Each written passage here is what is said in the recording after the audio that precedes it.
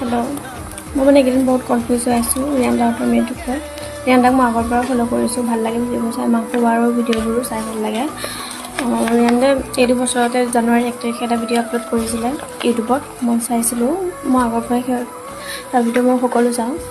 মানে তাত কৈছিল যে ৰিয়ানদাৰ as Question is where you're from and what is your age? My age is 18 and I am from বয়স নোহোৱাকৈ কেনেকুৱা হ'ব পাৰে। মানে মই এইটো ৰ'ষ্ট কৰোঁ বুলি কৰা নাই ভিডিঅ'টো, মানে মোৰ কুৱেশ্যন আছিল, মই বহুত কনফিউজ হৈ আছোঁ। আৰু এটা কথা, কেইদিনমানৰ আগত ঋতুমান দাদাই আমাৰ লগত প্ৰেংক কৰিছিলে, সকলোৱে জানে চাগে।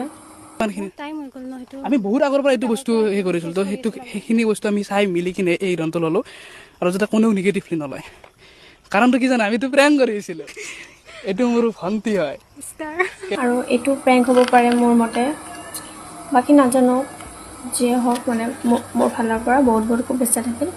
আৰু বয়সৰ লগত মেটাৰ নকৰে, মাহফুবা ডাঙৰ হ'লেও কথা নাই, ভাল লাগে কিন্তু কাপলটো।